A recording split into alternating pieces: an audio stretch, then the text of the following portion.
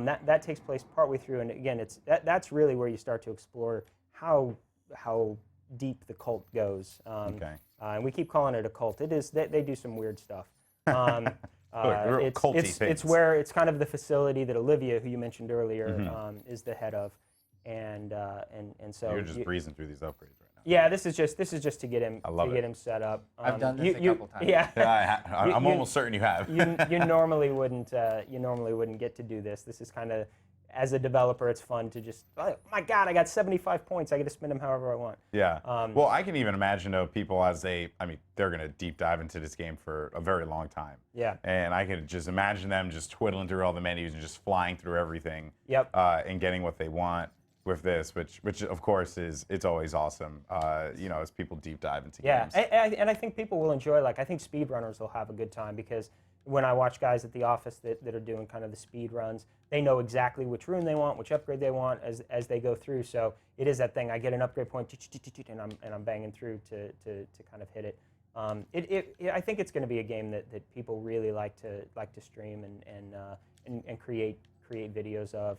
We have moments all the time in the office that just is like, I wish that was being recorded right now. So I think people will do that a lot. Well, now might be. Yeah, right? Yeah, absolutely. It's coming out. It's so close. May 13th. That's right, May 13th. Which is, I guess, both exciting and scary at the same time, right? Yeah, it's mostly exciting. I mean, anytime you scary in a good way. Scary in a good way. It's we both have kids, and it's kind of like, they're not quite college age yet. Mine aren't. Mine are closer. But it is kind of like, sending a kid out there into the world. Now this looks like downtown San Francisco, exactly, right here. Yeah. And I think that is, for anyone who's visited this, the only thing that's missing is like a homeless dude in the corner.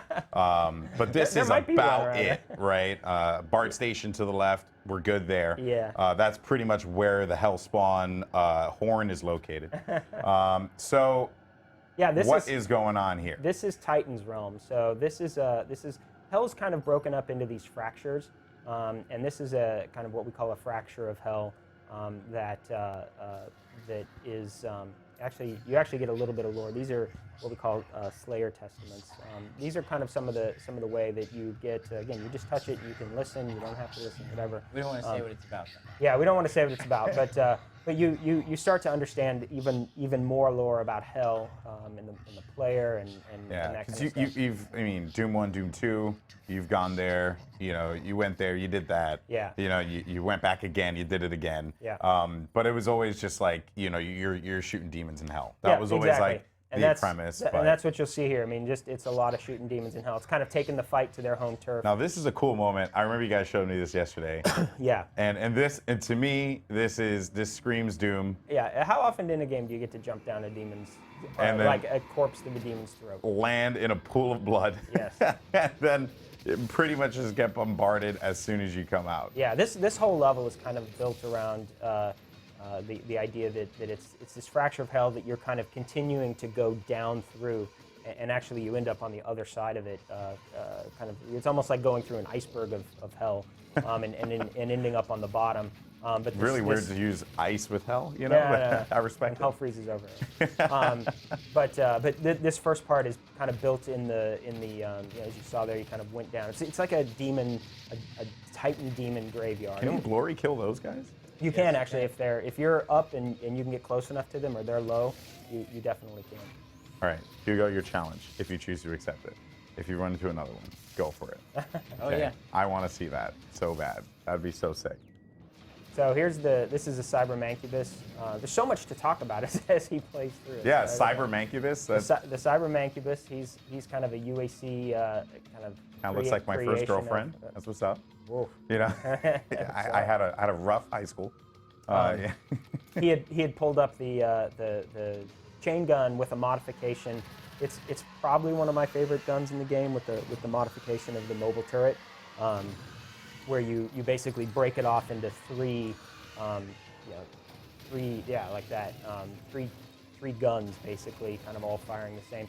And when we talked about the weapon wheel, again, like, you get to carry your guns with you all of the time, and have access to them. And as you get deeper into the games, revealing another little secret here, But as you get deeper into the game, not only do you have those 8 guns that are on the wheel, I'm not going to reveal it. but each mod.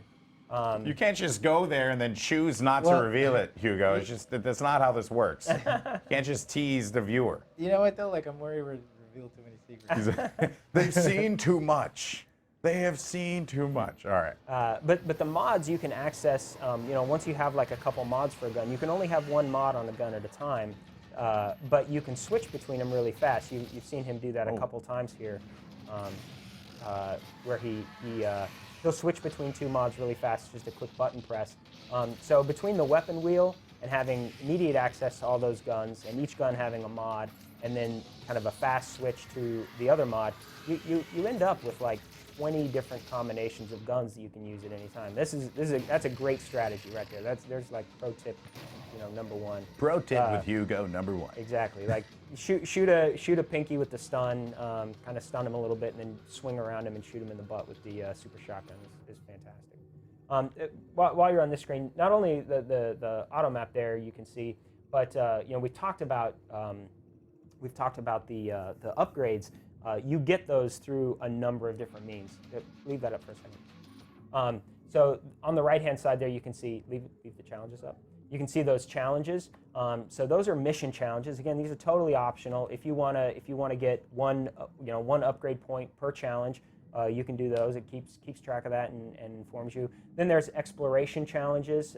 So in this level, you can see there's 6 secrets that you can find, and if you find half of them, you get 1 upgrade. If you find find all of them, yeah, you get the weapon upgrade points. Yeah, those are all weapon upgrade points, and then you get upgrade points. You can see up in the top right corner, you get upgrade points for just regular combat. So lots of different ways to earn upgrades, and then the mods actually have separate challenges to master them. Which makes them even more powerful, almost a level of power that is just it's overwhelming. They really become super powerful, and when you focus on a gun and make it a big part of the way you play.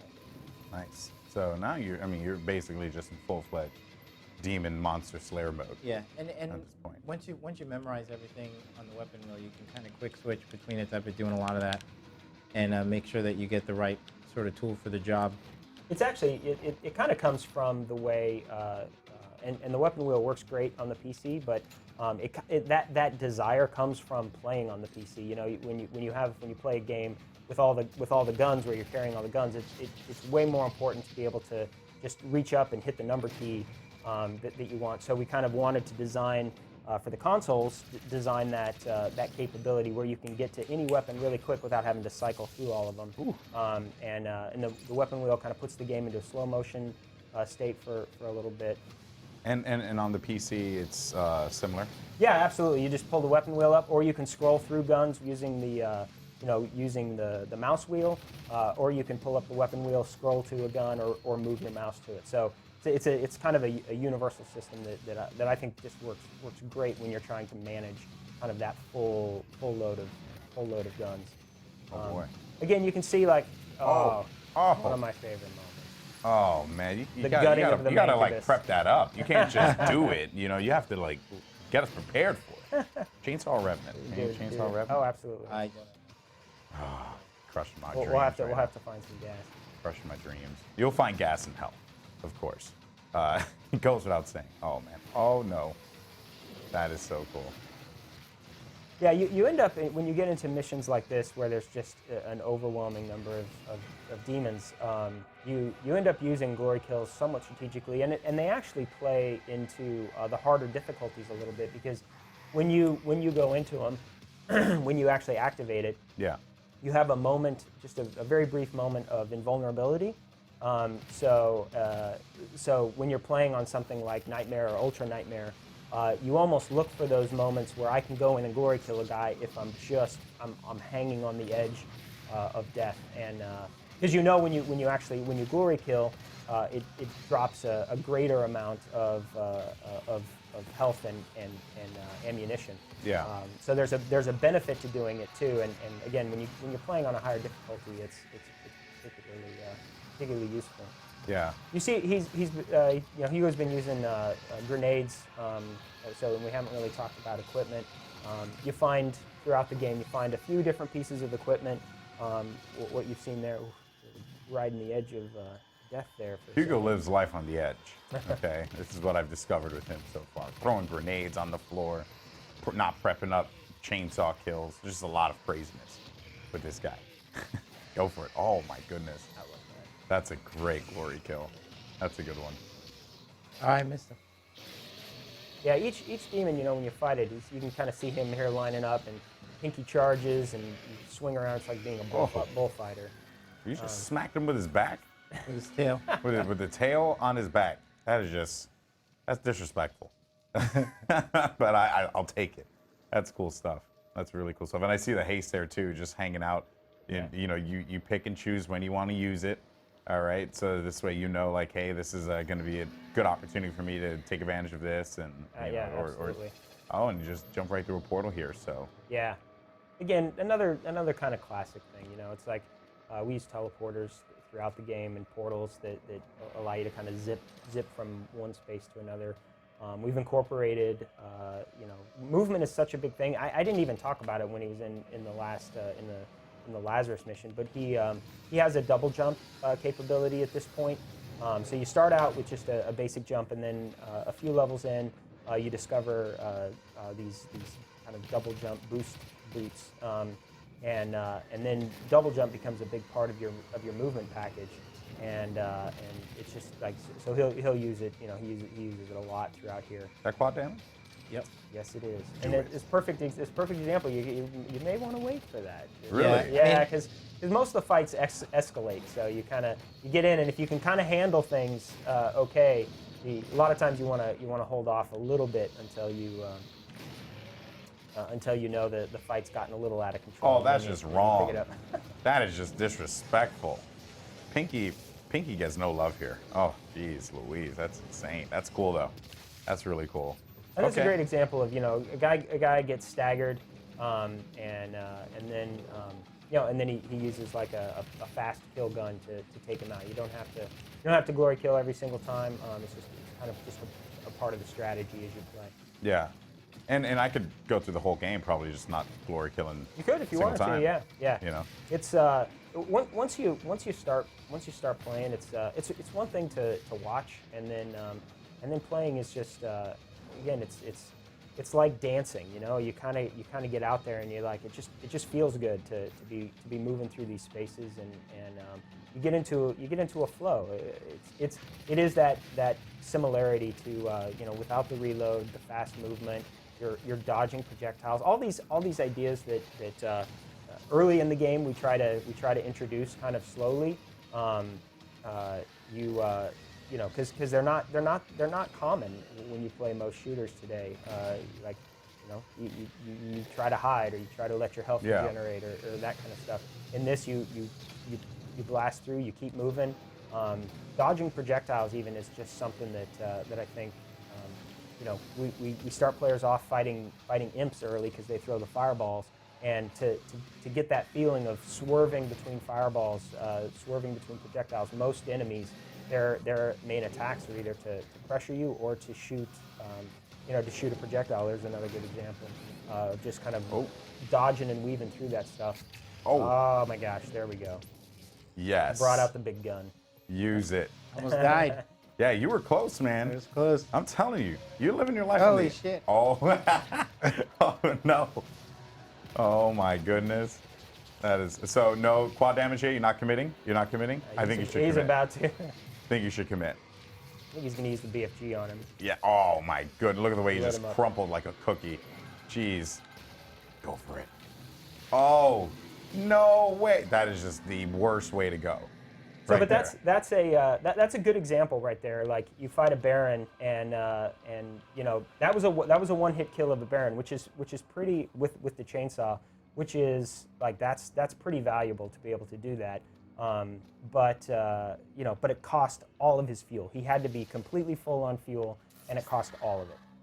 So now he doesn't. He picked up that ammo, but he doesn't have the capability to use that to kind of continue to get more ammo Yeah, from, because from obviously lesser the point enemies. is you guys didn't want people just running through the game and just sawing the crap out of everything that they see. Absolutely, right? absolutely. Yeah, you want to like part of the Yeah, go ahead. part of the fun of Doom is again the weapons and figuring out what works when and how to do it and while the chainsaw is great, you don't want people to just use that. Yeah. Which I do respect it. Okay, so Hugo's things making look like those guys easy.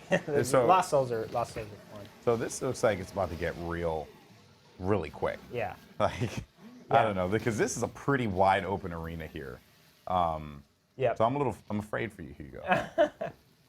I hope He you can handle should yourself. ramp up the difficulty, and that's how. Yeah, like, we had a big talk at the office as to whether what difficulty I should play it at. Because I mean, I've played the game a million times, so I'm definitely playing it on a definitely an easier setting for me. Yeah.